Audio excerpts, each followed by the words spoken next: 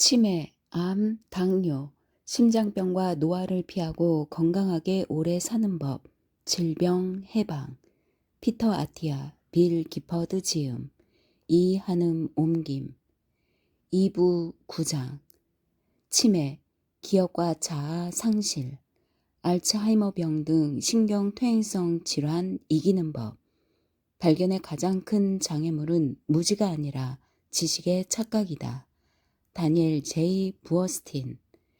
세상에서 가장 치료하기 힘든 병, 치매. 사람들은 대개 아프거나 아픈 것 같다는 생각이 들면 의사를 찾곤 한다. 그런데 나를 찾는 환자들은 거의 다 비교적 건강할 때 또는 건강하다고 생각할 때 처음으로 온다. 스테파니도 그랬다.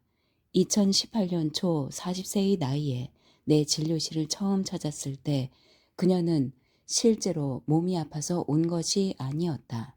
그저 장소에 관심이 있어서였다. 그녀의 가족력은 눈에 띄는 것이 별로 없었다.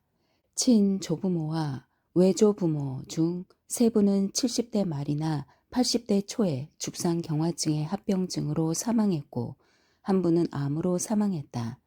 가장 위대한 세대, 1901년, 1927년생 미국인으로 대공황의 여파와 2차 세계대전을 딛고 미국의 부흥을 이끈 세대의 전형적인 삶의 궤적이었다. 유일한 경고 표지판은 건강한 70세 어머니의 기억력이 좀 떨어지기 시작했다는 사실이었다. 스테파니는 그저 어머니가 노년이라서 그런가 보다 생각했다. 우리는 혈액 검사를 하고 일주일 뒤 결과가 나오면 다시 보기로 했다. 나는 생체 표지자를 최대한 활용하는 쪽이어서 포괄적인 검사를 했다. 거기에는 7장에서 말한 고위험 지질 단백질인 AP, 리틀 a와 아포지질 단백질 B 수치가 포함되었다. 또 나는 4장에서 말한 알츠하이머병 위험과 관련된 유전자 APOE 유전형도 늘 검사한다. 그런데 검사 결과를 쭉 훑자마자 즉시 몇 가지가 눈에 들어왔다. 검사 결과 그녀가 알츠하이머병 위험이 더 높은 APOE, E4 대립 유전자를 갖고 있음이 드러났다. 그것도 하나가 아니라 쌍으로 지니고 있었다. 가장 흔한 E3 대립 유전자를 쌍으로 지닌 사람보다 알츠하이머병에 걸릴 위험이 12배 더 높다는 의미였다. APOE의 E2 형태는 알츠하이머병을 막는 듯하다. 이 병에 걸릴 확률이 E2 per E3인 사람은 약 10%, E2 per E2인 사람은 약 20%더 낮다. 스테파니는 운이 나빴다. 그녀는 내가 만난 사람 중에서 이 아주 드문 유전형을 지닌 4번째 환자였다. 인구 중 약 2~3%가 이 유전형에 해당한다. 그리고 돌이켜보면 어머니의 건망증이 알츠하이머병 초기 증상이었을 수 있었지만 그녀는 자신에게 어떤 위험이 있는지 전혀 알지 못했다. 이제 나는 이 중에 도전 과제에 직면했다. 이 소식을 직접 하지만 부드럽게 알릴 방법을 찾아내는 일과 이것이 무엇을 의미하고 또 무엇을 의미하지 않는지를 설명하는 더 까다로운 일이었다. 이런 상황에서는 대개 요점으로 바로 들어가는 것이 최선이라고 나는 생각한다. 그래서 마주 앉아 이렇게 말했다. 혈액검사 결과를 살펴보았는데 우려되는 게 있어요. 지금 문제가 있다는 게 아니라 앞으로 20~30년 뒤에 일으킬 위험을 생각하면 그렇다는 겁니다. 당신은 알츠하이머병에 걸릴 위험을 높이는 유전자 조합을 보유하고 있어요. 또 우리가 기정사실을 말하는 것이 아니라 위험의 표지자를 이야기하고 있다는 사실을 이해하는 것이 중요해요. 그리고 이 위험을 줄일 수 있다고 내가 확신한다는 사실도요. 스테파니는 넋이 나간 표정이었다. 그녀는 가뜩이나 스트레스를 받고 있었다. 이혼에다 직장 문제도 있어 가뜩이나 힘든데 이런 말까지 들었으니까. 망연자실한 표정으로 죽음을 선고받았다는 생각에 빠져있는 사람에게 유전자와 위험 요인의 미묘한 사항들을 설명하기란 쉬운 일이 아니다. 여러 주에 걸쳐 몇 차례 이야기를 나눈 끝에야 비로소 그녀는 내가 하려는 이야기의 나머지 부분을 이해하기 시작했다. 내가 사실상 죽음을 선고한 것이 아니라는 점을 말이다. 알츠하이머병은 아마 뇌기사 질병 중 가장 대처하기 어렵고 가장 치료하기 힘든 질환일 것이다. 죽상경화증과 비교하면 우리는 이 병이 어떻게 그리고 왜 시작되는지조차 제대로 알지 못하며 예방하거나 진행을 늦출 방법도 잘 알지 못한다. 암과 달리 알츠하이머병은 현재로서는 증상이 일단 시작되면 치료할 방법이 전혀 없다. 그리고 E형 당뇨병과 관련 대사 기능 이상과는 달리 진행을 되돌리기도 쉽지 않아 보인다. 비록 아직 명확한 것은 아니지만 내 환자들이 거의 예외 없이 사망을 비롯한 노화의 다른 결과보다 치매를 훨씬 더 두려워하는 것은 바로 이 때문이다. 그들은 정신을, 그러니까 자아를 잃으니 차라리 암이나 심장병으로 죽기를 원할 것이다. 알츠하이머 병이 가장 흔하긴 하지만 우리를 걱정스럽게 하는 다른 신경퇴행성 질환도 있다. 그중 가장 흔한 것은 루이 소체 치매, 레베 소체 치매와 파킨슨 병이다. 둘 다 루이 소체, 레비 소체를 지닌 치매이긴 한데 서로 다른 병이다. 두 병의 주된 차이점은 루이 소체 치매가 주로 정신을 좀먹는, 다시 말해 인지력에 영향을 미치는 장애인 반면 파킨슨 병은 주로 전적으로 그렇지는 않지만 운동장애, 이 운동장애가 인지력 쇠퇴의 결과지만 여겨진다는 것이다. 미국에서 알츠하이머병 환자는 약 600만 명, 루이 소체 치매 환자는 약 140만 명, 파킨슨병 환자는 약 100만 명에 달하며 신경퇴행성 질환 중에서 파킨슨병 환자가 가장 빠르게 늘고 있다. 게다가 근위축성 측삭경화증, 루게릭병과 헌팅턴병 같은 덜 흔하지만 마찬가지로 심각한 신경퇴행성 질환도 많다.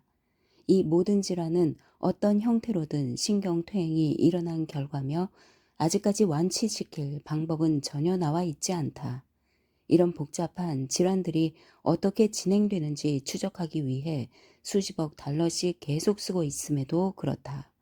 가까운 미래에 돌파구가 일어날 가능성도 있지만 현재로서는 예방에 힘쓰는 것이 최선이자 유일한 전략이다. 그나마 찔끔 나오는 희소식은 전통적으로 완전히 별개인 서로 다른 질병으로 여겼던 이런 장애들이 예전에 생각했던 것보다 더 큰 연속체를 이루고 있다는 증거가 갈수록 더 많이 나오고 있다는 것이다. 이는 이 질환에 속한 일부 질병의 예방 전략을 여기에 속한 모든 질병에 공통으로 적용할 수 있을 것이라는 의미다. 많은 의사는 APOE 유전자 검사를 꺼린다.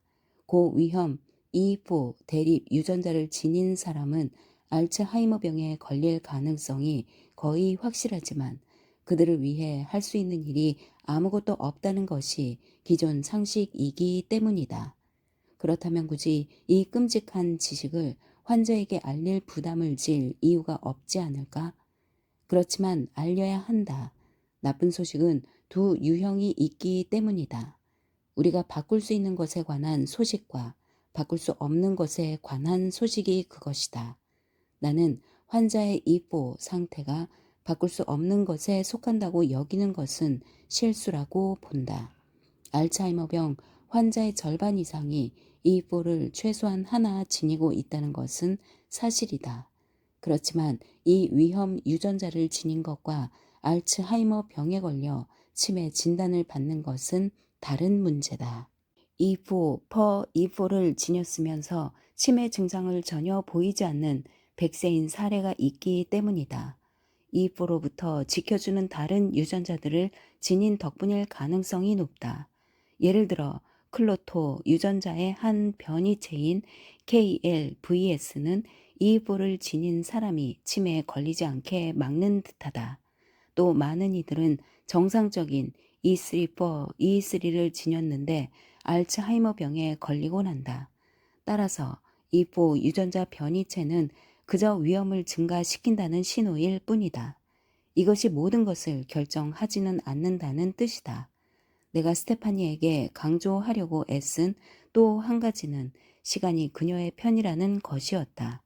알츠하이머병은 약 65세 이전까지는 임상적으로 질병이라는 진단이 내려질 정도로 진행되는 일이 거의 없으며 이 뿔을 쌍으로 지닌 사람도 마찬가지다. 따라서 현재 쓸 수 있는 도구를 이용해 이 끔찍한 병의 발생을 막거나 늦추는 노력을 할 시간이 약 25년이나 있다. 그 사이에 연구자들이 더 효과적인 치료법을 내놓을지도 모른다. 스테파니의 사례는 전형적인 비대칭 상황, 아무 일도 하지 않는 것이야말로 사실은 가장 위험한 행동 방침인 상황이었다.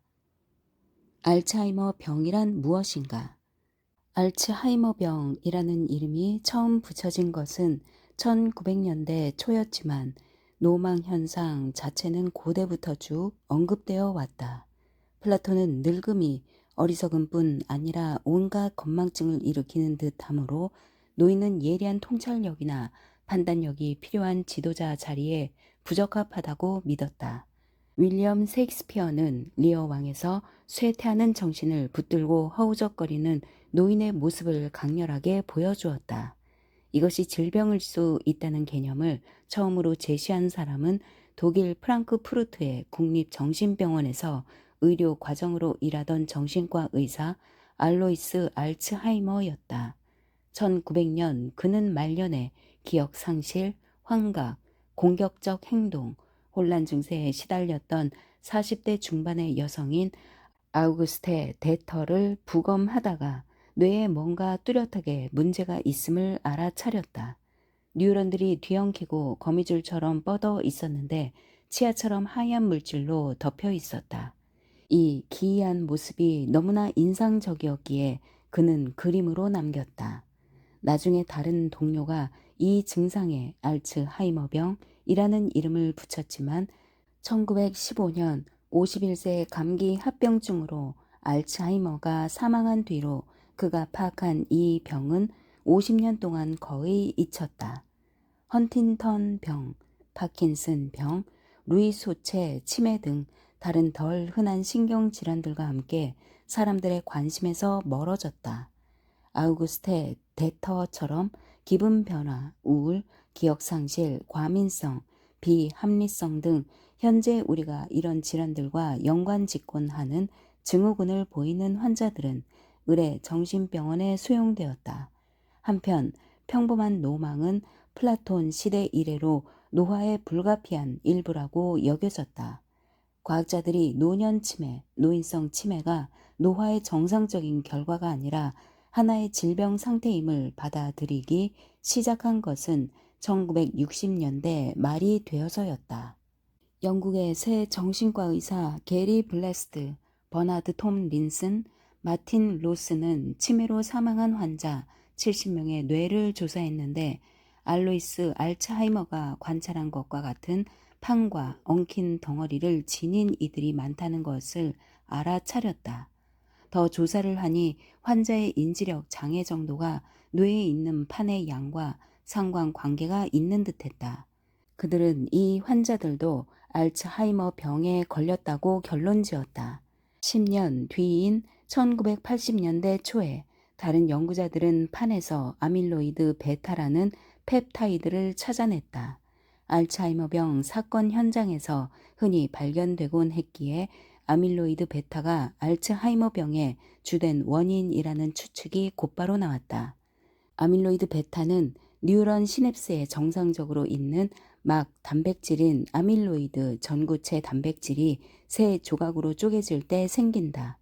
아밀로이드 전구체 단백질은 정상적인 상황에서는 두 조각으로 쪼개지며 그럴 때는 아무 문제도 없다. 그러나 세 조각으로 쪼개지면 그중 한 조각이 잘못 접히게 된다. 정상 구조를 따라서 기능을 잃고서 화학적으로 더 끈적해짐으로써 뭉쳐 덩어리가 되기 더 쉬워진다는 뜻이다. 이것이 바로 아밀로이드 베타로 분명히 몸에 안 좋다. 유전자 조작을 통해 실험실 생쥐의 뇌에 아밀로이드 베타가 쌓이도록 하자. 생쥐는 자연 상태에서는 쌓이지 않는다. 단순한 미로에서 먹이를 찾는 일처럼 대개는 쉽게 해내는 인지 과제를 잘 수행하지 못했다. 그런 한편으로 아밀로이드는 타우라는 또 다른 단백질도 쌓이게 한다. 타우는 신경염증을 유발하고 궁극적으로 뇌가 쪼그라들게 만든다.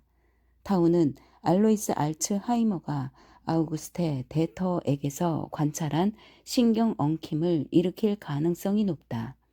과학자들은 아밀로이드 베타가 아주 빠르게 쌓이도록 함으로써 꽤 젊은 나이에 거의 확실하게 이 병에 걸리게 만드는 유전자 돌연변이도 몇 가지 찾아냈다. APP, PSEN1, PSEN2가 가장 흔한데 이런 돌연변이들은 대개 아밀로이드 전구체 단백질의 분열에 영향을 미친다. 이런 유전자를 지닌 집안에서는 초조 발성 알츠하이머 병이 만연해 있다. 30대와 40대의 증상이 나타나는 이들이 흔하다.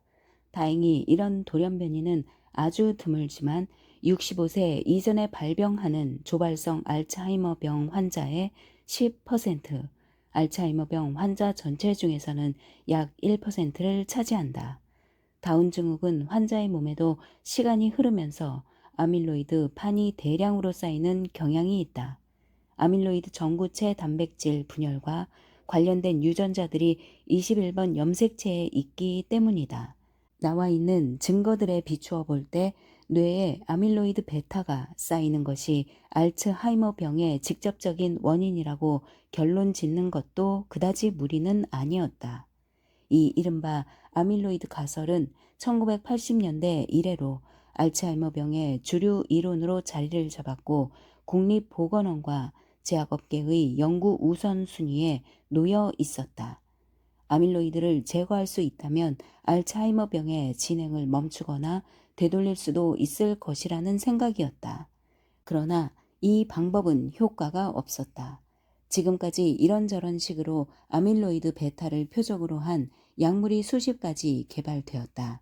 그러나 아밀로이드를 제거하거나 아밀로이드 생산을 억제하는 데 성공한 약물조차 환자의 인지 기능을 개선하거나 병의 진행을 늦추는 혜택을 보여주지는 못했다. 단 하나도. 이런 약물들이 잇따라 실패하자 환자들에게 너무 늦게, 즉 질병이 이미 자리를 잡은 뒤에 약물을 투여했기에 효과가 없는 것이라는 가설이 나왔다. 알츠하이머 병이 서서히 수십 년에 걸쳐서 진행된다는 사실은 잘 알려져 있다. 약물을 더 일찍 투여한다면 어떨까? 이 유망한 가설을 검증하기 위해 기본적으로 조발성 알츠하이머 병에 걸릴 것이라고 예정되어 있는 돌연변이를 물려받은 사람들을 포함한 대규모 참가자들을 대상으로 임상 시험이 이루어졌다. 이 잘 알려진 임상 시험에서도 약물들은 효과가 없음이 드러났다. 2022년에 제약회사 로슈와 제넨텍은 범위를 더 넓혀서 유전적으로 정상이면서 치매 증상이 전혀 보이지 않지만 뇌에 아밀로이드가 쌓이고 있음이 드러난 사람들을 대상으로 아밀로이드 억제 화합물을 조기에 처방했을 때 효과가 나타나는지를 살펴보는 임상시험을 시작했다. 결과는 2026년에 나올 예정이다. 일부 연구자는 아밀로이드가 있지만 타우가 없을 때는 병 진행을 되돌릴 수 있다고 생각한다.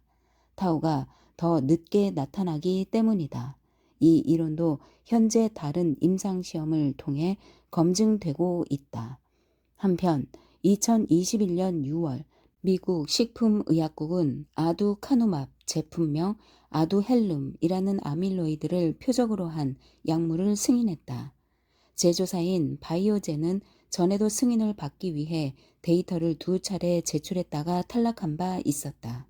이번이 세 번째 시도였다. 미국 식품의약국의 전문가 자문위원회는 혜택의 증거가 미미하거나 상충된다면서 이번에도 승인을 거부하라고 권고했지만 당국은 무시하고 승인을 내주었다. 그러자 시장은 미지근한 반응을 보이고 있다.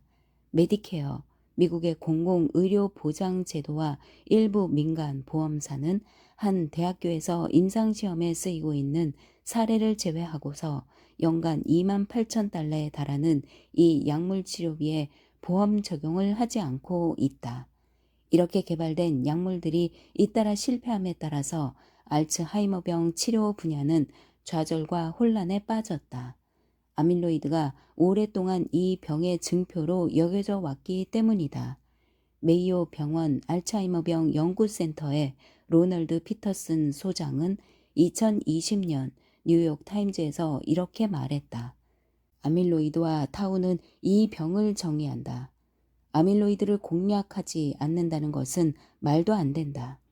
그러나 일부 과학자들은 무엇보다 이런 약물들이 실패했음을 언급하면서 아밀로이드가 모든 알츠하이머병의 원인이라는 개념에 공개적으로 의문을 제기하기 시작했다. 2006년 당시 시들해지는 듯하던 아밀로이드 이론의 새롭게 추진력을 불어넣으며 널리 인용된 연구 결과에 의문을 제기하는 논문이 2022년 7월 사이언스에 실리면서 그들의 의구심은 정당성을 얻는 듯했다. 2006년 연구는 아밀로이드의 한 특정한 종류가 직접 신경퇴행을 일으킨다고 꼭 집어서 언급했다. 그 뒤로 해당 아밀로이드는 집중적인 연구 대상이 되었다. 그런데 사이언스 논문은 그 연구에 실린 주요 이미지들이 조작된 것이라고 지적했다. 오랫동안 있다고 여겨진 아밀로이드와 신경퇴행 사이의 인과관계에 의문을 제기하는 증거들은 이미 많이 쌓여 있었다. 부검 연구는 정상적인 인지 능력을 유지했음에도 부검했을 때 뇌 아밀로이드가 대량으로 쌓여 있음이 드러나는 이들이 25%를 넘는다는 것을 보여주었다.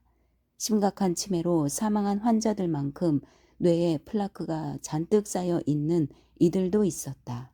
그런데 어떤 이유에서인지 이들은 인지력 감퇴 증상을 전혀 보이지 않았다. 이 관찰 결과는 사실 새로운 것이 아니었다. 블레스트, 톰 린슨, 로스도 1968년에 다른 연구자들이 노인치매 환자뿐 아니라 정상적인 사람에게서도 판 형성을 비롯한 변화들이 심하게 일어나곤 한다. 라는 사실을 관찰했다고 적었기 때문이다. 일부 전문가들은 정상인 사람들이 사실은 알츠하이머 병에 걸려 있지만 증상이 더 늦게 나타나거나 뇌에 일어난 손상을 어떻게든 숨기거나 보완했을 것이라는 입장을 유지한다. 그러나 더 최근의 연구들은 그 반대가 참일 수 있다고 말한다. 흔히 쓰이는 두 진단 기술은 아밀로이드 PET 영상과 뇌척수액 생체 표지자 검사에서 상당한 인지력 쇠퇴를 비롯해서 알츠하이머 병의 모든 증상을 지님해도 뇌에 아밀로이드가 거의 또는 전혀 쌓이지 않은 환자들이 있었다. 캘리포니아 대학교 샌프란시스코 캠퍼스 기억 노화 센터 연구진은 약하거나 중간 수준의 치매 환자 중 약 3분의 1은 PET 영상으로 볼 때 뇌에 아밀로이드가 쌓인 증거가 전혀 없다고 발표했다. 또 아밀로이드 축적 정도와 병의 심각성 사이의 상관관계가 약할 뿐이라는 연구들도 있다. 따라서 아밀로이드 베타판의 존재가 알츠하이머병 발생의 필요 조건도 충분 조건도 아닐 가능성이 있는 듯하다. 이는 또 다른 가능성을 제기한다.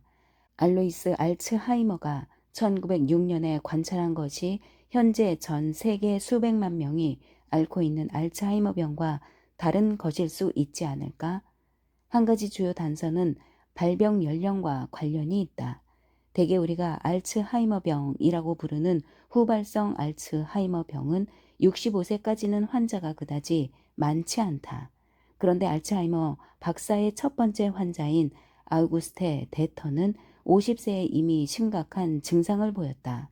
이는 60대 후반, 70대, 80대에 서서히 나타나기 시작하는 치매보다는 조발성 알츠하이머 병에 더 들어맞는 궤적이었다.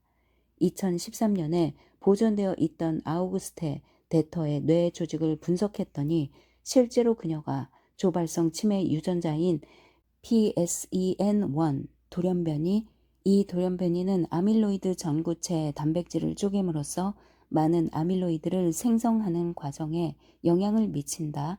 지녔음이 드러났다.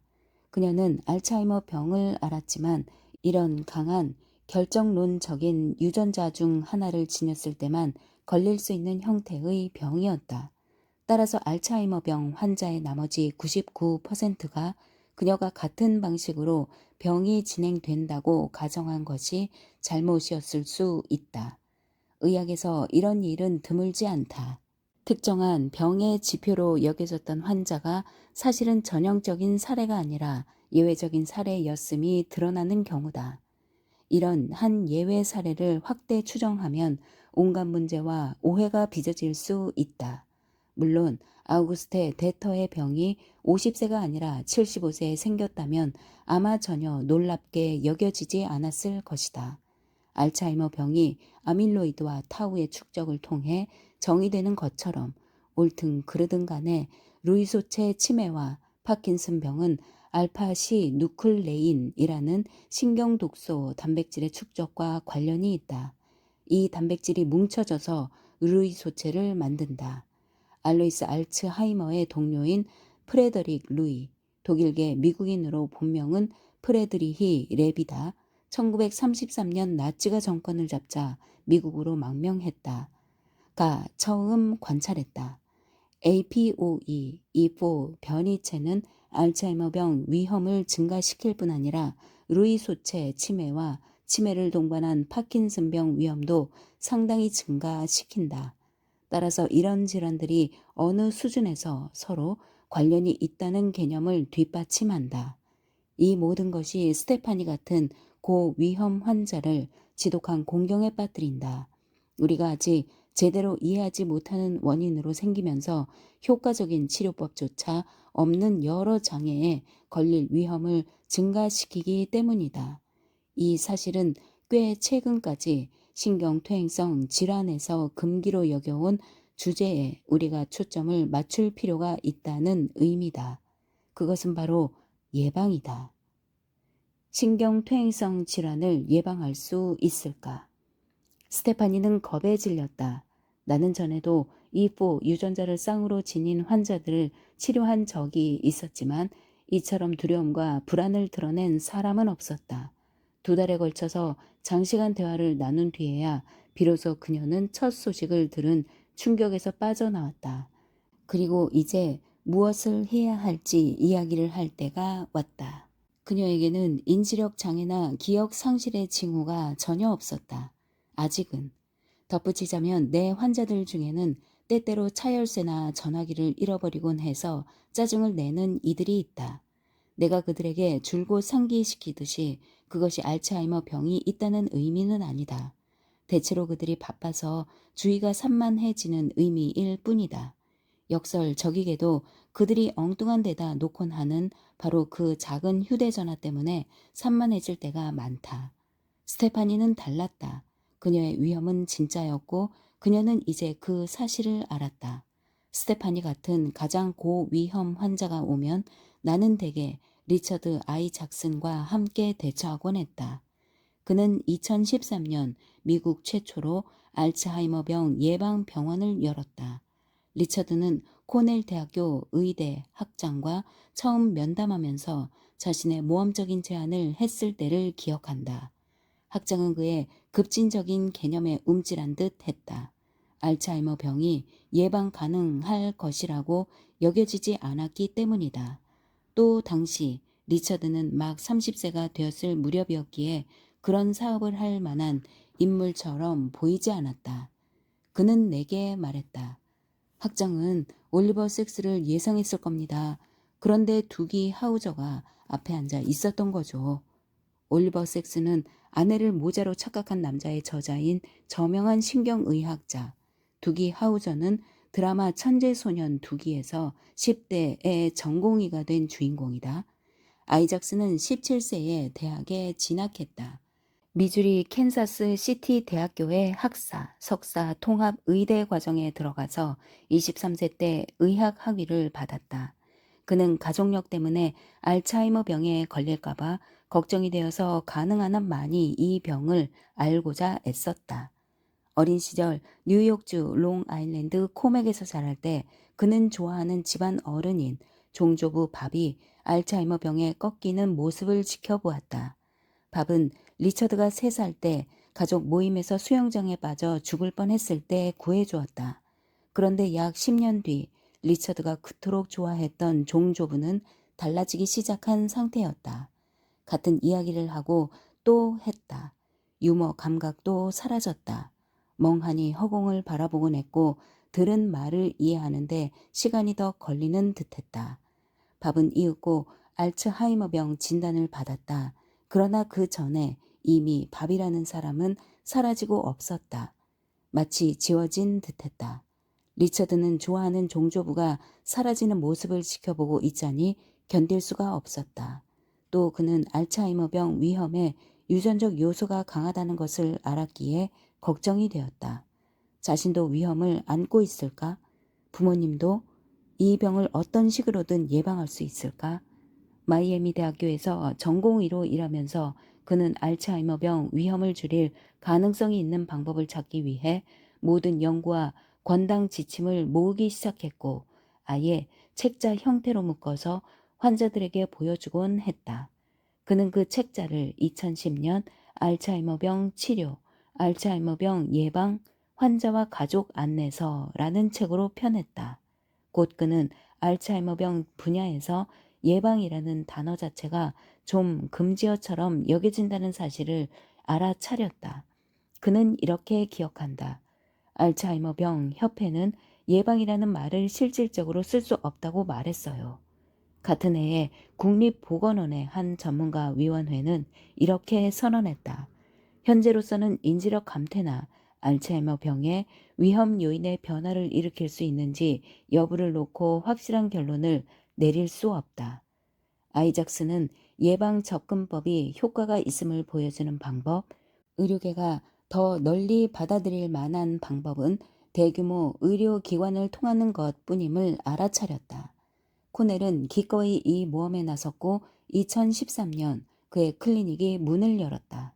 이런 접근법을 이용하는 병원으로는 미국 최초였으며 지금은 푸에르토리코의 한 곳을 포함해 비슷한 시설이 6곳 운영되고 있다. 현재 아이작스는 뉴욕의 민간 기업에서 일하고 있다. 그의 동료인 켈리안 니오티스 박사는 우리 병원에 합류해 신경퇴행성 질환 위험이 있는 환자들을 진료하고 있다. 그 사이에 알츠하이머 병을 예방한다는 개념을 뒷받침하는 과학적 연구 결과들이 나오기 시작했다.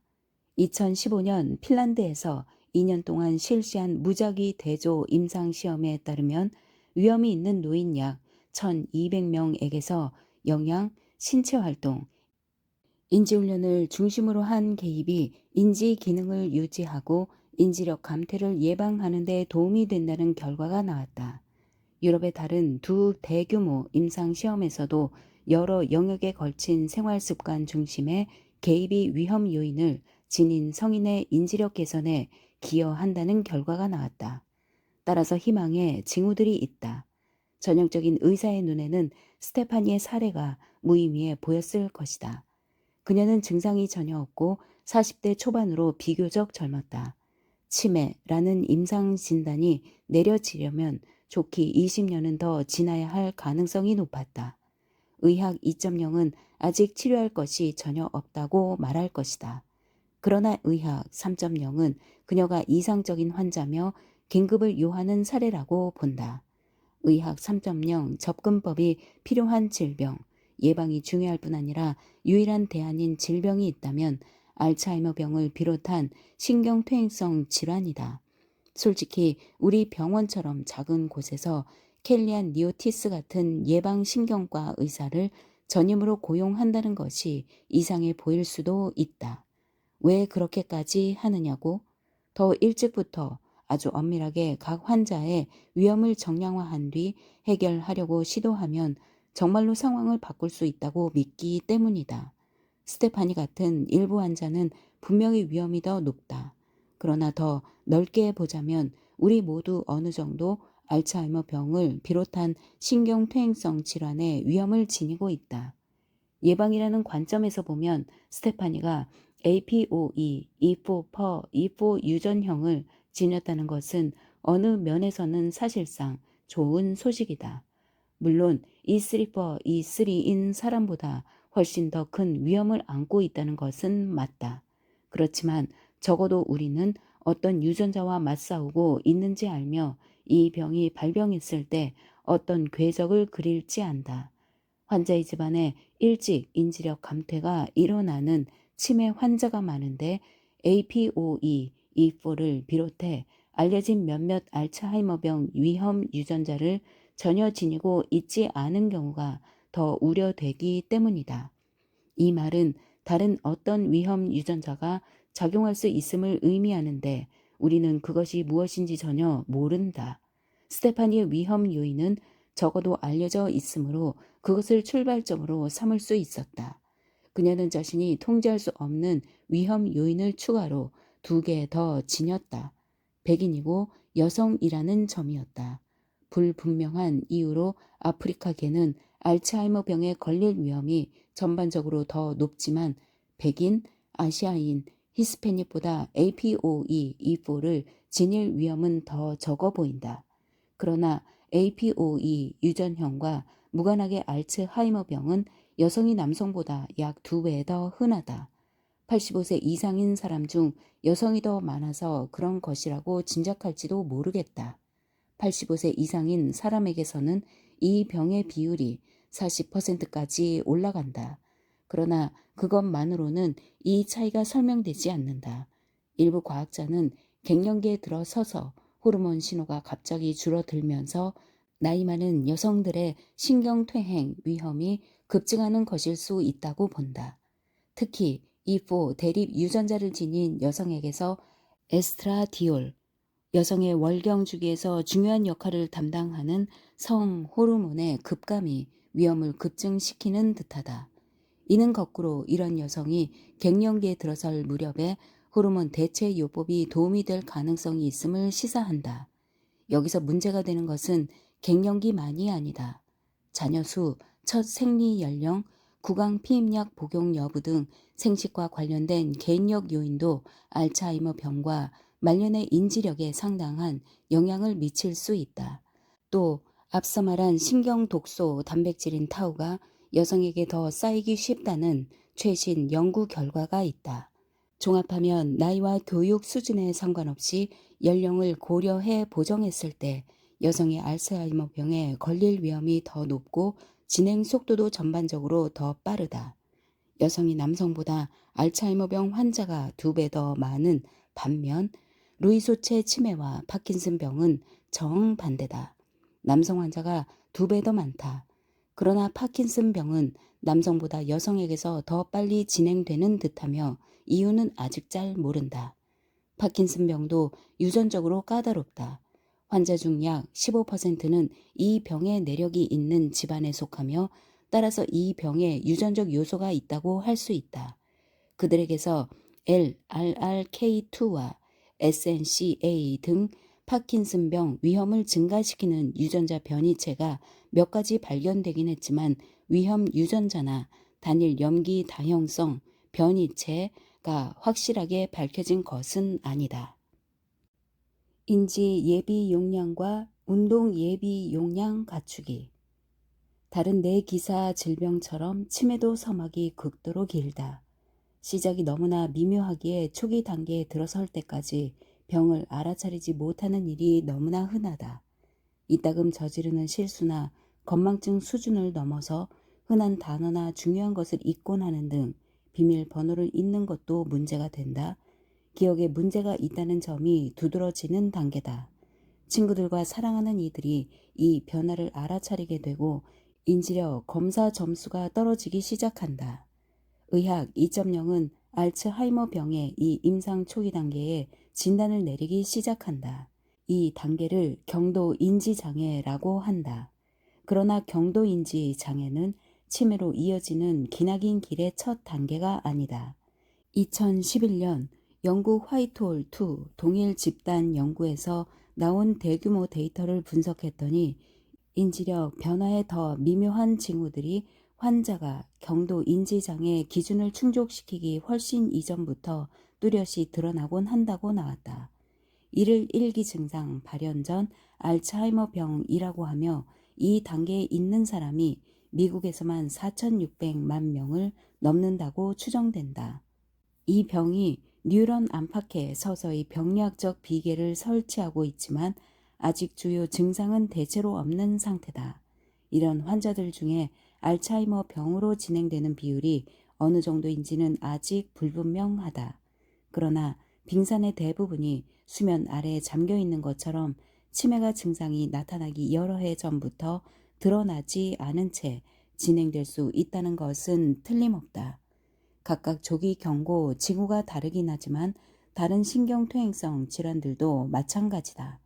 파킨슨병은 고정된 얼굴 표정, 구부정한 자세나 질질 끄는 걸음걸이, 잦은 떨림, 심지어 서체 변화, 글자가 작아지고 알아보기 힘들어질 수 있다 등 운동 패턴의 미묘한 변화로 나타날 수도 있다. 루이소체 치매 초기 단계에 있는 사람도 비슷한 신체 증상을 보일 수 있지만 약간의 인지력 변화도 함께 나타난다. 우울이나 불안 같은 기분 변화도 보일 수 있다. 뭔가가 꺼져 있는 듯 하지만 보통 사람은 알아차리기가 어렵다. 인지력에 문제가 생겼을 수 있는 환자에게 녹초가 될 정도로 인지 검사를 계속하는 것이 중요한 첫 단계인 이유가 바로 여기에 있다. 내가 예방신경과 의사와 함께 일하려는 한 가지 이유는 이런 검사가 아주 복잡하고 어려워서 전문가에게 맡기는 편이 최선이라고 여기기 때문이다. 또 이런 검사는 진단을 바로잡는 데도 대단히 중요하다. 환자가 알츠하이머병이나 다른 신경퇴행, 치매의 길로 이미 들어섰는지, 들어섰다면 얼마나 나아갔는지를 평가하는 데 쓰인다. 집행기능, 주의력, 처리속도, 언어 구사력과 기억, 단어 목록 떠올리기, 논리기억, 문단 중간에 구절 떠올리기, 연상기억, 얼굴과 이름 연관 짓기, 공간기억, 방에 있는 물건들의 위치, 의미론적 기억, 1분의 동물 이름을 몇 개나 댈 수 있는지 같은 등 인지와 기억의 모든 영역을 다루는 임상적으로 입증된 고도로 복잡한 검사다. 내 환자들은 거의 예외 없이 검사가 너무 어렵다고 불평하곤 한다. 나는 그냥 웃으면서 고개를 끄덕인다. 이 복잡하고 미묘한 검사는 나이 들면서 일어나는 인지 변화 과정에 아주 초기 단계에 있는 사람의 뇌에서 어떤 일이 일어나는지 중요한 단서를 제공한다. 가장 중요한 점은 정상적인 뇌의 노화와 치매로 이어질 수 있는 변화를 구별할 수 있게 해준다는 것이다. 이 인지검사의 한 가지 중요한 측면은 환자의 후각을 평가하는 것이다. 커피향 같은 냄새를 올바로 파악할 수 있는가? 후각 뉴런은 알츠하이머병에 가장 먼저 영향을 받는 축에 든다. 리처드와 켈리안 같은 전문가들은 걸음걸이, 대화할 때의 표정, 더 나아가 시각 추적의 변화를 포함해 알츠하이머 병으로 나아가는 이들에게서 나타나는 정량화하기가 더 어려운 변화들에 초점을 맞춘다. 이런 변화들은 미묘해서 보통 사람은 알아보기 어려울 수 있지만 숙련된 전문가는 알아차릴 수 있다. 검사에서 가장 까다로운 부분은 결과를 해석해 다양한 유형의 신경퇴행성 질환과 치매를 구별하는 일이다. 켈리아는 검사 결과를 분석해 뇌에서 병리 현상이 일어났을 가능성이 높은 부위를 찾아내고 어떤 신경 전달 물질이 관여하는지를 알아내려고 애쓴다. 그럼으로써 이 병의 병리학적 특징들을 파악하고자 한다. 이마 옆 치매, 전두엽 치매와 혈관성 치매는 주로 이마 옆, 전두엽에 영향을 미친다. 주의력, 체계적 사고, 처리 속도, 문제 해결 등 집행 기능을 맡은 뇌 영역이다. 따라서 이 유형의 치매들은 이런 고등한 인지 기능을 앗아간다. 반면에 알츠하이머 병은 주로 관자엽, 측두엽에 영향을 미치므로 가장 두드러진 증상은 기억, 언어, 청각 처리, 언어의 생성과 이해와 관련된 것이다. 현재 연구자들은 어느 뇌의 영역이 가장 영향을 받는지를 토대로 알츠하이머 병의 여러 하위, 유형을 구분하기 시작하고 있다. 파킨슨 병은 주로 운동장애라는 형태로 드러난다는 점에서 좀 다르다. 이는 어느 정도는 주요 신경 전달 물질인 도파민을 생산하는 능력이 떨어짐으로써 빚어진다. 알츠하이머 병이 뇌 척수액의 아밀로이드를 검사해 확인할 수 있는 반면 다른 유형의 신경퇴행성 질환들은 대체로 검사와 해석을 토대로 한 임상 진단에 의존한다. 따라서 더 주관적일 수 있다. 그러나 이 모든 질환을 최대한 일찍 알아냄으로써 예방 전략을 쓸 시간을 더 많이 확보하는 것이 매우 중요하다. 알츠하이머 병을 비롯한 치매 질환들을 진단하기가 이토록 까다로운 한 가지 이유는 우리의 고도로 복잡한 뇌가 손상을 보완하는 일을 매우 잘 하기에 신경퇴행의 이런 초기 단계가 숨겨지곤 한다는 데 있다. 텍사스 대학교 오스틴 캠퍼스의 행동신경과학자 프란시스코 곤잘레스 리마의 말을 빌리자면 우리가 어떤 생각이나 지각을 할 때 깨달음이나 결정은 어느 한 신경망이 담당하는 것이 아니라 동일한 문제에 동시에 관여하는 많은 개별 신경망들의 합작품이다.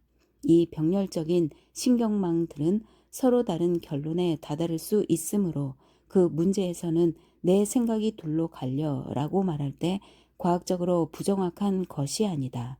그럴 때 뇌는 가장 다수가 택한 반응을 고른다. 이 시스템에는 중복되는 요소들이 있다. 우리가 교육이나 경험을 통해 또는 외국어를 말하거나 악기를 연주하는 등의 복잡한 기술을 개발해 평생에 걸쳐 쌓은 이런 망과 하위 망이 더 많을수록 인지력 감퇴에 더 잘 저항하는 경향을 보일 것이다. 그래서 이런 망 중 일부가 망가지기 시작할 때도 뇌는 다소 정상적으로 기능을 유지할 수 있다. 이를 인지 예비 용량이라고 하며 일부 환자가 알츠하이머병 증상들에 저항하도록 돕는다고 알려져 있다. 그러니까 알츠하이머병이 기능에 영향을 미치는 데 걸리는 시간을 더 늘리는 듯하다. 리처드는 이렇게 말한다. 알츠하이머병에 걸리고서도 인지활동이 아주 활발하고 좋은 예비 경로를 지닌 사람들은 인지 능력이 빠르게 쇠퇴하지 않을 겁니다. 파킨슨 병에는 운동 예비 용량이라는 비슷한 개념이 쓰인다. 운동선수나 운동을 많이 하는 이들처럼 몸 움직임이 더 낮고 더 오래 몸을 써온 사람들은 주로 앉아서 생활하는 사람들보다 파킨슨병에 더 잘 저항하거나 병의 진행이 더 느린 경향이 있다. 이것이 바로 운동과 훈련, 단지 유산소 운동만이 아니라 권투 같은 더 복잡한 운동이 파킨슨병의 주된 치료, 예방 전략인 이유다. 운동은 파킨슨병의 진행을 늦춘다고 밝혀진 유일한 개입이다. 그러나 인지 예비 용량을 사회 경제적 지위와 교육 등 다른 요인들과 분리하기란 쉽지 않다. 게다가 이런 요인들은 건강한 피험자 편향이나 더 나은 대사 건강을 비롯한 또 다른 요인들과 관련이 있다. 따라서 악기 연주를 배우거나 다른 유형의 뇌 훈련을 하는 식으로 인지 예비 용량을 훈련할 수 있는지 또는 예방 전략으로 쓸 수 있는지 여부를 둘러싼 증거들은 매우 혼란스럽고 결정적이지 않다. 물론 어느 쪽으로든 피해가 가는 것은 아니므로 하지 않을 이유는 없지 않을까. 더 빠릿빠릿한 생각과 처리를 요구하는 더 다양한 도전거리를 제시하는 과제나 활동이 인지 예비 용량을 구축하고 유지하는 데 더 생산적임을 시사하는 증거들이 있다. 반면에 그저 매일 십자말 풀이를 하는 것은 그저 십자말 풀이를 더 잘하게 될 뿐인 듯하다. 운동 예비 용량도 마찬가지다. 춤추기가 걷기보다 파킨슨병의 증상을 지연시키는데 더 효과가 있는 듯하다. 아마 더 복잡한 움직임을 동반하기 때문일 것이다. 고 성과자이자 고등교육을 받은 전문직인 스테파니는 이 점에서 유리했다. 그녀의 인지 예비 용량은 아주 탄탄했고 기준 점수도 아주 좋았다. 즉 그녀를 위한 예방 전략을 고안할 시간이 많을 가능성이 높다는 의미였다. 아마 수십 년쯤일 것이다. 그러나 유전적 위험이 높다는 점을 고려할 때 미적거릴 여유는 없었다. 우리는 계획을 세워야 했다. 그 계획은 어떤 모습일까? 이 멈출 수 없어 보이는 병을 어떻게 예방할 수 있을까? 알츠하이머 병으로 나아가고 있는 사람의 뇌 안에서 일어날 법한 변화를 더 자세히 살펴보는 일부터 시작해보자. 이런 변화는 이 병의 진행에 어떻게 기여할까? 그리고 이런 변화를 막거나 손상을 억제하기 위해 할 수 있는 일이 있을까? 일단 아밀로이드 이론이라는 프리즘 바깥에서 알츠하이머 병을 보기 시작하면 예방 기회를 제공할지 모를 치매의 다른 특징들이 보이기 시작한다. 상대방의 갑옷에 나 있는 약점들이다. 알츠하이머 병의 원인을 밝히는 또 다른 이론들. 수십 년 동안 연구자들은 치매 환자들에게서 판과 엉킴을 관찰하는 한편으로 그들의 뇌혈류, 즉 관류에도 문제가 있음을 알아차렸다. 알츠하이머병 환자의 뇌를 부검하면 혈관과 모세혈관에 확연히 드러날 만치 석회화가 일어나 있곤 한다. 이 현상은 새로운 것이 아니다. 알츠하이머 병을 흔한 노화 관련 질환이라고 정의한 1968년에 선구적인 논문에서 블레스트, 톰 린슨, 로스도 사망한 환자들의 뇌혈관이 심하게 손상되었다고 적었다. 이 현상은 그전에도 수십 년 동안 적어도 1927년부터 언급되었다. 그러나 이 현상은 대체로 신경퇴행의 결과라고 여겼지 신경퇴행의 잠재적인 원인이라고 여기지는 않았다. 1990년대 초에 케이스 웨스턴 리저브 대학교의 신경학자 잭 데라토레는 학술 대회에 참석하러 파리로 가면서 알츠하이머 병의 기원을 곰곰이 생각했다. 아밀로이드 가설은 아직 새로운 것이었지만 그가 자신의 연구실에서 관찰한 사항들과 잘 들어맞지 않았다. 비행기 안에서 생각을 거듭하던 그에게 문득 유레카의 순간이 찾아왔다. 나중에 그는 이렇게 썼다. 수십 건의 쥐 실험에서 나온 증거들이 내게 소리를 질러대는 듯했다. 그 실험들에서 그가 쥐의 뇌로 흐르는 혈액의 양을 제한하자 시간이 흐르면서 알츠하이머병 환자와 놀라울 만치 비슷한 증상들이 나타났다. 기억 상실과 걷질, 피질 및 해마의 심각한 위축이 일어났다. 혈류량을 회복시키자 손상이 어느 정도 중단되거나 회복되기는 했지만 나이 많은 쥐들일수록 손상이 더 심각하고 더 오래 지속되는 듯했다. 따라서 그가 얻은 핵심 깨달음은 탄탄한 혈액 공급이 뇌의 건강 유지에 매우 중요한 듯하다는 것이었다. 뇌는 탐욕스러운 기관이다. 우리 체중의 겨우 2%에 불과하지만 에너지 총 소비량의 약 20%를 차지한다. 860억 개에 달하는 뇌의 뉴런 하나하나는 1,001만 개의 시냅스를 통해 다른 뉴런이나 표적세포와 연결되어 우리의 생각, 성격, 기억, 우리의 좋고 나쁜 결정의 배후에 놓인 추론을 만들어낸다. 컴퓨터는 더 크고 더 빨라지고 있지만 아직까지는 사람이 만든 어떤 기계도 뇌가 느끼거나 창작하는 능력은커녕 직관하고 학습하는 능력조차 따라오지 못한다. 어떤 컴퓨터도 인간 자아의 다차원성에 가까운 특성을 지니고 있지 않다. 컴퓨터가 전기로 작동하는 반면 사람의 뇌라는 멋진 기계는 거대하고 복잡한 혈관망을 통해 전달되는 포도당과 산소의 꾸준한 공급에 의존한다. 이 혈관망이 조금만 파괴되어도 심각하거나 더 나아가 치명적인 뇌졸중이 일어날 수 있다. 게다가 뇌세포는 몸의 나머지 부위와 다른 방식으로 포도당을 대사한다. 뇌세포는 인슐린에 의존하는 대신 세포막에 있는 문을 여는 수송체, 막수송 단백질이라고 하며 생체막을 가로질러 여러 물질을 운반하는 일을 하는 단백질이다. 를 통해 혈중 포도당을 직접 흡수한다. 그럼으로써 뇌는 혈당 수치가 낮을 때도 연료로 쓸 포도당을 가장 먼저 흡수할 수 있다. 뇌가 선호하는 연료인 포도당이 새로 공급되지 않으면 가는 지방을 분해해 케톤체로 전환한다. 우리 몸에 지방이 얼마나 저장되어 있느냐에 따라서 아주 오랜 기간 지속시킬 수 있는 대한 에너지원이다. 근육이나 간과 달리 뇌 자체는 에너지를 저장하지 않는다. 지방이 고갈되면 몸은 근육 조직을 소비하기 시작할 것이고 이어서 다른 기관들, 심지어 뼈까지 분해할 것이다. 어떤 일이 있어도 뇌를 가동하기 위해서다. 뇌는 가장 마지막으로 꺼지는 기관이다.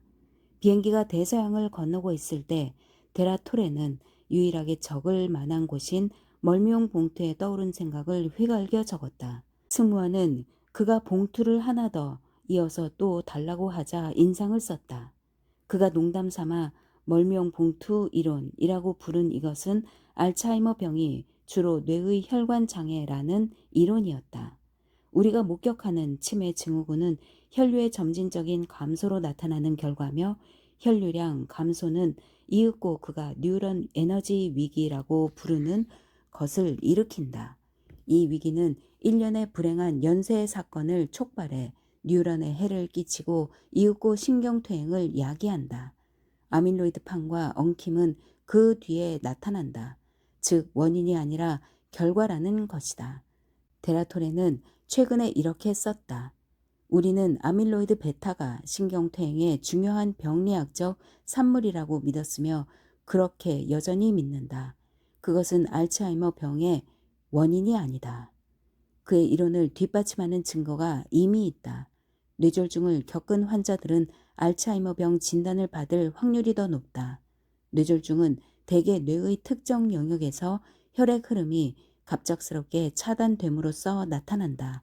이런 사례에서는 마치 스위치가 탁 젖혀지듯이 증후군이 갑작스럽게 출현한다. 게다가 심혈관 질환을 겪은 사람들은 알츠하이머 병에 걸릴 위험이 더 높다는 사실이 잘 밝혀져 있다. 또 인지력 감퇴와 뇌로 혈액을 공급하는 주요 혈관인 목동맥의 뇌중막 두께 증가 사이에 선형관계가 있다는 증거도 있다. 노화 과정에서 대뇌 혈류량은 이미 자연스럽게 감소하는데 동맥 노화의 한 척도인 이 동맥 두께 증가로 대뇌 혈액 공급이 더욱 줄어들 수 있다. 또 혈관 질환이 뇌 혈류 감소의 유일한 원인은 아니다. 고혈압, 흡연, 머리 손상, 우울증을 비롯해 알츠하이머병에 알려진 위험 요인 중 약 24가지가 혈류량을 줄이는 것으로 드러났다. 정황 증거는 강력하다. 최신 신경영상 기술은 알츠하이머병 환자의 뇌에서 혈류량이 감소할 뿐 아니라 증상 발현 전 알츠하이머병 단계에서 경도인지 장애로 더 나아가 완전히 발현된 치매로 언제 넘어갈지를 혈류량 감소로 예측할 수 있는 듯하다는 것도 보여주었다. 지금은 혈관성 치매가 알츠하이머 병으로 생기는 치매와 다른 병으로 여겨지고 있으며 북아메리카와 유럽에서는 치매 진단을 받은 환자 중 약 15-20%, 아시아와 개발도상국에서는 30%까지 차지하고 있다. 하지만 양쪽의 증상과 병리가 상당히 겹치기 때문에 데라토레는 양쪽이 동일한 기본 질환의 서로 다른 발현 형태라고 본다. 그에 못지않게 설득력 있으면서 경쟁을 벌이고 있는 알츠하이머병 이론이 또 있다. 이 이론은 알츠하이머병이 뇌의 포도당 대사 이상으로 생긴다고 본다. 과학자들과 의사들은 오래전부터 알츠하이머병과 대사 기능 이상이 관련 있음을 알고 있었다. 2형 당뇨병을 앓는 사람은 알츠하이머병에 걸릴 위험이 2~3배 더 높다. APOE, E4 유전자를 하나 지닌 것과 비슷하다. 2형 당뇨병과 당뇨병 전 단계, 인슐린 저항성 사례에서 보았듯이 전적으로 유행병학 차원에서 볼 때 만성적으로 높은 수준으로 유지되는 혈당은 뇌혈관을 직접 손상시킬 수 있다. 그러나 인슐린 저항성만으로도 위험을 충분히 높일 수 있다. 인슐린은 기억 기능의 핵심 역할을 하는 듯하다. 인슐린 수용체는 뇌의 기억 중추인 해마에 고도로 집중되어 있다. 인슐린을 환자의 코에 직접 분모하면 가능한 한 곧바로 뇌로 들어가도록 인지력과 기억력이 빠르게 개선된다는 연구 논문이 몇 편 나와 있다. 이미 알츠하이머병 진단을 받은 환자에게서조차 이런 효과가 나타났다. 인슐린을 코 속으로 분무했을 때 알츠하이머병 환자의 뇌 부피를 유지하는 데 도움이 된다는 연구도 있다. 이 치료가 포도당이 뉴런으로 흡수되도록 돕는 것은 분명하다. 인슐린 저항성이 포도당 흡수를 막고 있었기 때문이다. 연구진은 이렇게 썼다. 몇몇 계통의 증거들은 하나같이 인슐린 저항성이 알츠하이머 병의 발생과 진행에 인과적인 역할을 한다는 것을 시사한다. 여기서 다시금 주목할 만한 사건은 혈관성 치매가 시작될 때 보이는 것과 비슷하게 뇌로 전달되는 에너지의 양이 급감하는 듯 하다는 것이다. 뇌 영상 연구는 혈관성 치매의 다른 증상들이 나타나기 수십 년 전에 이미 뇌의 포도당 대사 수준이 떨어진다는 것을 보여준다. 흥미로운 점은 알츠하이머 병에 영향을 받는 뇌 영역들에서 이 감소가 특히 극적으로 일어나는 듯하다는 것이다. 감각 정보의 처리와 통합에 중요한 마루엽, 두정엽, 기억에 중요한 관자엽의 해마에서 그렇다. 혈류량 감소와 마찬가지로 혈당 대사 저하는 사실상 이런 뉴런들의 공급되는 에너지를 줄임으로써 염증, 산화, 스트레스 증가, 미토콘드리아 기능 이상을 비롯한 연쇄적인 반응을 촉발함으로써 이윽고 신경퇴행 자체를 일으킨다. APOE, E4 유전자의 강력한 영향력. 어떻게 왜 그렇게 하는지 아직 완전히 밝혀진 것은 아니지만 E4는 알츠하이머 병의 다른 위험 요인들과 추진 메커니즘들을 가속화하는 듯하다. 앞서 논의한 뇌 포도당 대사의 저하 같은 대사 요인들이 E4에 더욱 영향을 받는다. 요컨대 알츠하이머 병의 성별 차이를 비롯해 모든 것을 악화시키는 듯하다. 이 대립 유전자를 하나 지닌 여성은 같은 유전형인 남성보다 이 병에 걸릴 확률이 4배 더 높다.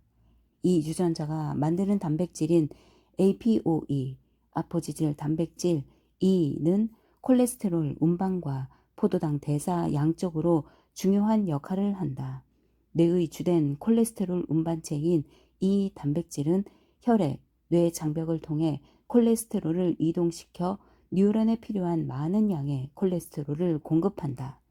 알츠하이머 병에서 APOE가 어떤 역할을 하는지를 연구하는 서던 캘리포니아 대학교의 신경과학자 후세인 야시는 그 역할을 오케스트라 지휘자가 하는 일과 비교한다. 그는 아직 이유는 잘 모르지만 E4 대립 유전자를 지닌 사람들이 E2나 E3를 지닌 사람들에 비해 콜레스테롤 운반과 포도당 대사 양쪽에서 결함이 있는 양 보인다고 말한다.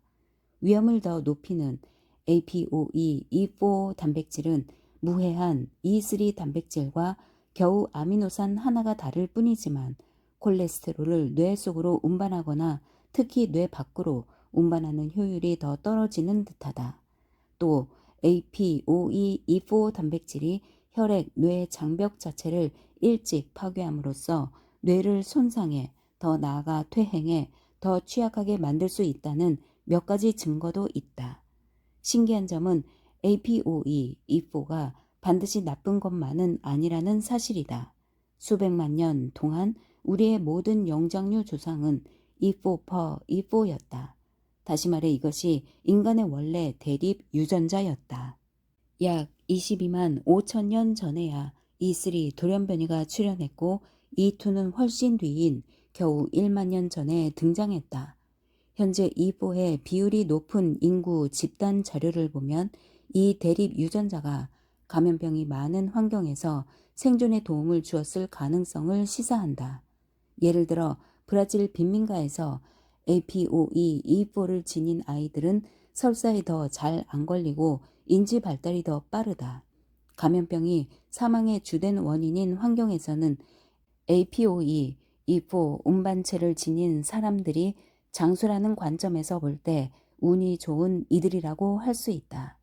이 생존 혜택은 APOE, E4 단백질이 염증을 촉진하는 역할을 하기 때문이었을 수도 있다. 염증은 어떤 상황, 감염과 싸울 때 같은 상황에서는 이롭지만 어떤 상황, 현대생활 같은 상황에서는 해로울 수 있다. 7장에서 보았듯이 염증은 혈관에 일어나는 죽상경화 손상을 촉진함으로써 알츠하이머병과 치매가 등장할 토대를 마련한다. 알츠하이머병 환자는 뇌의 TNF-알파와 IL-6 같은 염증성 사이토카인의 농도가 높을 때가 많으며 이포를 지닌 이들의 신경 염증 수준이 더 높다는 연구들이 있다. 이 가운데 우리의 장기적인 뇌 건강에 좋은 것은 전혀 없음은 확실하다. 앞서 말했듯이 E4는 알츠하이머 병의 모든 위험 요인을 더 악화시킬 뿐이다. 또 E4 변이체는 현대 식단에 대응하는 것 같은 다른 방면들에서도 부적응을 보이는 듯하다. 이 변이체를 지닌 사람들은 애초에 대사 증후군에 걸릴 가능성이 더 높다. APOE, E4 단백질이 어느 정도는 뇌의 인슐린 농도 조절과 몸의 포도당 항상성 유지 능력을 교란함으로써 그렇게 하는 것일 수 있다. 이런 환자들에게 연속 혈당 측정기 CGM 15장에서 더 자세히 다룰 것이다 를 사용해 검사하면 이 현상이 더 잘 드러난다. 젊은 사람도 E4를 지니면 탄수화물이 풍부한 음식을 먹은 뒤 혈당 수치가 급격히 치솟는다. 이런 증가가 임상적으로 중요한지 여부는 아직 불분명하지만 따라서 E4 자체는 치매 위험을 증가시키는 대사 기능 이상을 촉진하는 데 기여할 수 있다. 이와 동시에 대사 기능 이상으로 뇌에 생기는 손상을 더 악화시키는 듯하다. 연구자들은 고혈당 환경에서 APOE, E4가 만드는 일탈한 형태의 APOE 단백질이 뇌에서 뉴런의 에너지 흡수를 막는 끈적거리는 덩어리나 응집체를 형성함으로써 인슐린 수용체를 차단한다는 것을 알아냈다. 그러나 APOE, E4 유전형을 지닌 이들이 모두 같은 식으로 영향을 받는 것은 아니다. 이 유전형이 질병의 위험과 경과에 미치는 영향은 아주 다양하다. 성별, 인종, 생활습관 같은 요인들도 분명히 나름의 역할을 한다. 그러나 지금은 알츠하이머병 위험과 APOE의 효과가 앞서 말한 보호 유전자인 클로토 등 알츠하이머병 위험과 관련된 다른 유전자들에도 크게 의존한다고 본다. 예를 들어 E4를 지녔음에도 빨리 알츠하이머 병에 걸리는 사람들과 달리 결코 이 병에 걸리지 않는 이들이 있는데 그 이유를 이런 보호 유전자로 설명할 수도 있다. 이 모든 증거는 치매의 대사 요인과 혈관 요인이 어떤 식으로든 서로 겹칠 수 있음을 시사한다. 즉, 인슐린 저항성 환자는 혈관 질환도 앓기 쉽다. 그리고 스테파니 같은 고위험군의 경우 대사 건강에 특히 더 주의를 기울일 필요가 있다는 점도 알려준다. 치매 예방 계획 세우기. 종합적으로 판단할 때 나는 스테파니 같은 환자, 특히 유전적으로 더 큰 위험마저 안고 있는 환자에 대해 신중하게 낙관론을 편다. 알츠하이머병의 예방이라는 개념은 아직 비교적 새롭다고 할 수 있다. 우리는 이 방면에서 이룰 수 있는 것을 이제야 살짝 맛보기 시작했을 뿐이다. 이 병을 더 깊이 이해할수록 치료와 개입도 더욱 정교해질 것이고 그만큼 더 효과가 있을 것이라고 기대해 봄직하다. 사실 나는 우리가 암 예방보다 알츠하이머병 예방에 관해 더 많이 알고 있다고 본다. 암을 예방하기 위한 우리의 1차적인 도구는 금연을 하고 대사 건강을 유지하는 것이다. 그런데 이 접근법은 아주 포괄적인 동시에 지금껏 우리가 할 수 있는 유일한 방식이다. 우리는 여전히 공격적으로 검진을 하면서 발생하는 암을 어떻게든 너무 늦기 전에 찾기를 바란다. 그런데 알츠하이머병 쪽으로는 우리가 더 쓸 수 있는 예방 도구가 훨씬 더 많으며 진단 방법도 훨씬 더 낫다. 주의 깊게 살핀다면 인지력 감퇴는 초기 단계에서 비교적 쉽게 찾아낼 수 있다. 그리고 우리는 APOE, E4 같은 고위험 유전자의 효과를 적어도 일부 상쇄하는 유전자를 포함해 유전 요인을 갈수록 더 많이 밝혀내고 있다. 대사 문제에 대처하는 것이 우리 예방 조치의 첫 단계다. 대사가 스테파니 같은 고위험 E4 환자에게 너무나 중대한 역할을 하기 때문이다. 포도당 대사, 염증, 산화 스트레스를 개선하는 것, 이것이 우리 목표다. 스테파니 같은 사람들에게는 불포화 지방 함량이 높고 정제 탄수화물이 적고 기름기 많은 생선을 자주 먹는 지중해식 식단으로 바꾸라고 권고할 수 있다. 생선 기름에 든 오메가3 지방산인 DHA, 도코사 헥사인산을 보충하면 뇌의 건강, 특히 E4 보인자의 뇌 건강 유지에 도움을 줄 수 있다는 몇 가지 증거가 있다. 이 E4로 인해 발생하는 대사 변화와 혈액, 뇌, 장벽의 기능 이상 때문에 더 많은 양의 DHA가 필요할지 모른다. 여기서 케톤 생성 식단, 저탄수화물 고지방 식단이 기능상으로 실질적인 이점을 제공할 수도 있다. 케톤증, 케토시스일 때 뇌는 케톤과 포도당을 함께 연료로 쓴다. 케톤증은 몸의 가용 포도당이 부족할 때 몸이 지방을 태워서 얻은 케톤을 주 에너지원으로 사용하는 상태를 가리킨다. 알츠하이머병 환자의 뇌는 포도당을 이용하는 능력이 떨어지지만 케톤을 대사하는 능력은 감퇴하지 않는다는 것이 드러났다. 따라서 뇌가 포도당만이 아니라 포도당과 케톤을 둘 다 연료로 이용하도록 공급원을 다양화하려는 시도는 나름 타당할 수 있다. 무작위 대조 임상시험 결과들을 체계적으로 검토하니 케톤 생성 요법이 가벼운 인지장애를 겪고 있거나 알츠하이머병 초기에 있는 사람들의 전반적인 인지력과 기억력을 향상시키는 것으로 드러났다. 일종의 연료 혼용 전략이라고 생각하자. 스테파니는 가당 식품과 고도로 정제된 탄수화물뿐 아니라 술도 끊었다. 술이 알츠하이머병에 정확히 어떤 역할을 하는지는 다소 논쟁거리다. 알코올이 알츠하이머병을 억제하는 데 약간 기여할 수 있다는 증거도 조금 있는 반면 과음 자체가 이 병의 위험 요인이며 이후 보인자가 알코올의 해로운 효과에 더 취약할 수 있다는 증거도 있다. 나는 조심하자는 쪽이며 스테파니도 그렇다. 우리 예방 연장통에서 가장 강력한 도구는 운동이다. 운동은 알츠하이머병 위험에 이중으로 타격을 입힌다. 포도당 항상성 유지에 기여하고 혈관 건강을 개선한다.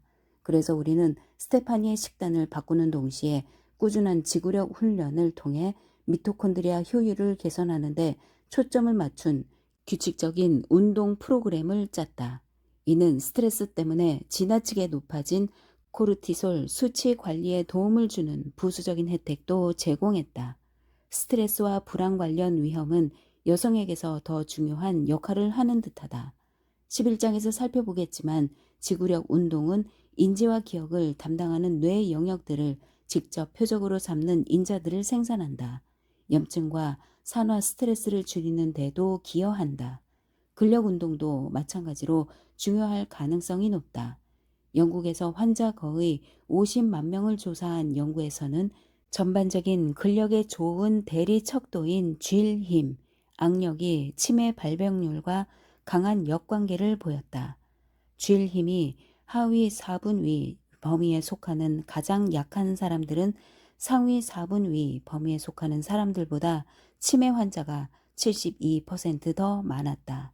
연구진은 나이, 성별, 사회 경제적 지위, 당뇨병과 암 같은 질병, 흡연, 수면, 걷는 속도와 TV, 시청 시간 같은 생활 습관 요인 등 혼동을 야기하는 통상적인 여러 요인을 고려한 뒤에도 이 관계가 유지된다는 것을 알아냈다. 그리고 이 관계에는 상한이나 안정 수준 같은 것이 없는 듯했다. 쥘 힘이 강할수록 치매 위험은 낮았다. 우리는 유행병학의 데이터를 회의적으로 대하는 것과 같은 이유로 이런 발견들도 내치고 싶은 유혹을 느낀다. 그러나 유행벽학의 영향에 관한 데이터 14장에서 상세히 다룰 것이다 와 달리 근력과 심폐 건강이 신경퇴행 위험과 반비례한다는 유행병학의 데이터는 방향과 규모가 매우 일관되었기에 운동의 힘에 관한 내 회의로는 2012년경 서서히 녹아 사라졌다.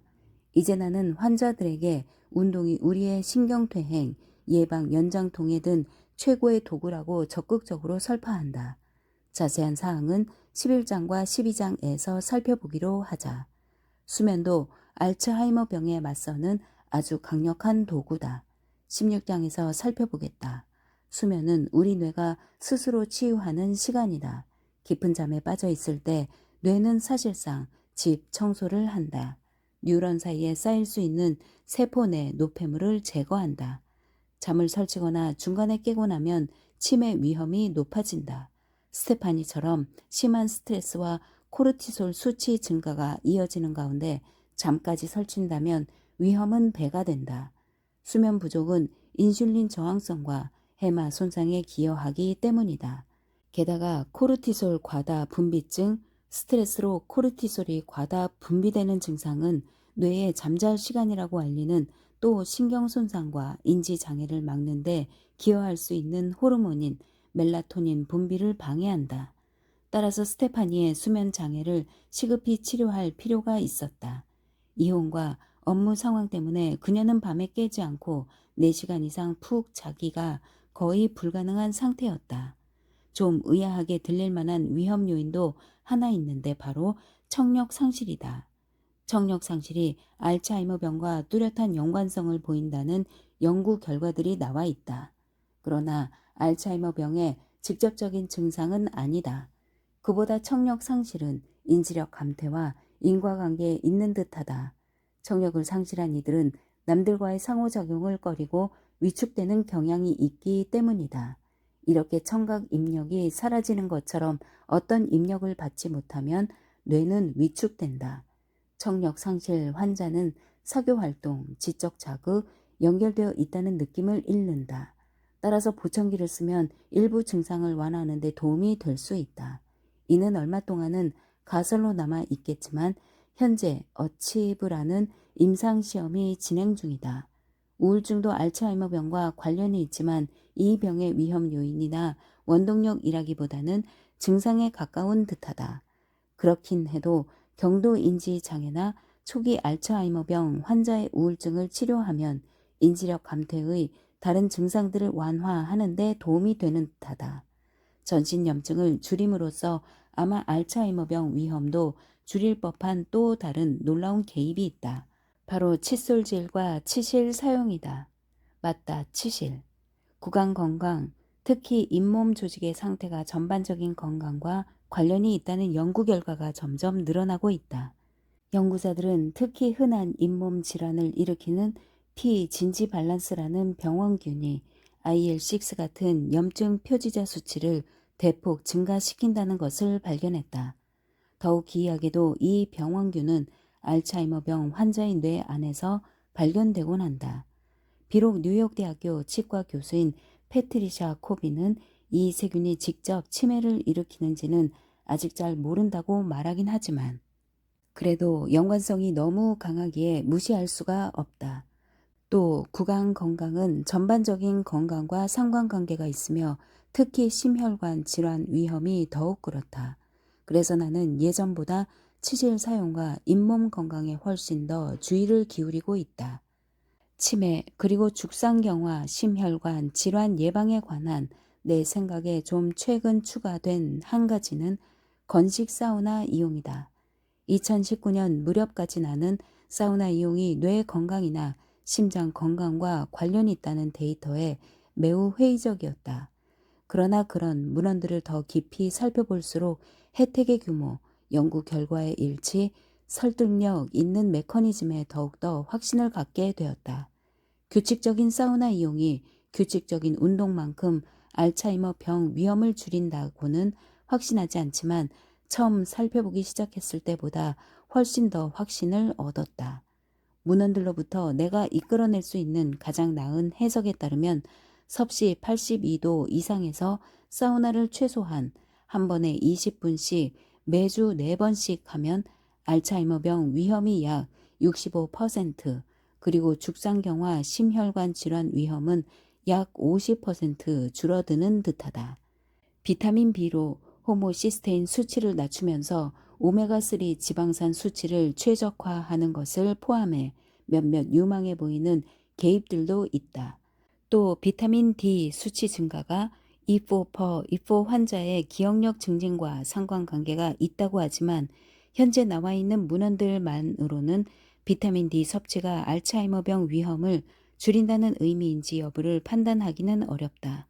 그리고 앞서 말했듯이 갱년기에 들어설 무렵의 여성에게서는 호르몬 대체요법이 도움이 되는 듯하며 E4를 최소한 하나 지닌 여성이라면 더욱더 그렇다. 치매에 맞서는 4가지 전략 원칙. 알츠하이머 병의 가장 두려운 측면은 이것으로 귀결된다. 의학 2.0이 우리를 도울 수 없다는 사실이다. 전혀. 의학 2.0이 개입하는 시점, 진단이 내려지는 시점은 대다수 알츠하이머병 환자에게는 이미 돌이킬 여지가 거의 없는 시점일 가능성이 높다. 할 수 있는 일이 거의 또는 전혀 남아있지 않은 때다. 치매라는 진단이 일단 내려지면 진행을 늦추기가 지극히 어렵고 아마 되돌리기는 불가능할 것이다. 비록 확신하지는 못하지만. 따라서 우리는 자신이 알고 있는 의학의 친숙한 영역, 확실한 뭔가를 약속하는 영역을 넘어서 예방과 위험 감소라는 의학 3.0의 개념을 받아들여야 한다. 오늘날 알츠하이머 병은 우리가 100세인이 되기 위해 넘어야 하는 마지막 4기사 질병, 우리가 직면하는 마지막 장애물이다. 대개 알츠하이머 병은 생애의 느지막한 시기에 진단을 받는다. 그리고 100세인은 훨씬 더 늦게 이 병에 걸리거나 아예 걸리지 않는다. 치매에 걸리지 않고 사는 기간이 늘어날수록 더 오래 더 건강하게 살아갈 확률도 높아진다. 인지력이 건강수명의 3가지 핵심 요소 중 하나임을 기억하자. 그러나 과학이 더 효과적인 치료법을 내놓기 전까지는 예방이 우리의 유일한 대안이다. 따라서 우리는 알츠하이머 병을 비롯한 신경퇴행성 질환을 아주 일찍부터 포괄적으로 예방하는 접근법을 채택할 필요가 있다. 대체로 우리 전략은 다음 원칙들의 토대를 두어야 한다. 1. 심장에 좋은 것은 뇌에도 좋다. 혈관 건강. 낮은 APOB 수치, 낮은 염증, 낮은 산화 스트레스는 뇌 건강에 대단히 중요하다. 2. 간, 그리고 췌장에 좋은 것은 뇌에도 좋다. 대사 건강은 뇌 건강에 대단히 중요하다. 3. 시간이 핵심이다. 우리는 더 일찍부터 예방을 생각해야 하며 유전적으로 불리한 상황에 놓인 사람일수록 더 일찍부터 예방에 힘써야 한다. 심혈관 질환은 아주 기나긴 싸움을 벌여야 한다. 4. 인지력 감퇴를 예방하는 가장 강력한 도구는 운동이다. 우리는 식사요법과 대사를 많이 다루어 왔지만 운동은 다방면으로 혈관 대사, 뇌 건강을 보존하는 역할을 하는 듯하다. 3부에서 더 자세히 다루겠지만 많은 운동은 알츠하이머병 예방 프로그램의 한 토대다. 나는 앞으로 우리가 모든 형태의 치매를 예방하고 치료하는 방법을 훨씬 더 많이 알아낼 것이라고 크게 기대한다. 그러나 그러려면 이 병을 연구하는 과학자들의 창의적 사고와 힘겨운 노력, 새로운 이론과 접근법에 대한 상당한 투자, 예방 전략에 대한 훨씬 더 많은 관심, 스테파니처럼 모든 뇌기사 질병 중 가장 두려우면서 가장 이해가 덜 된 이 질병의 위험을 직시하려는 환자들의 용기가 필요하다.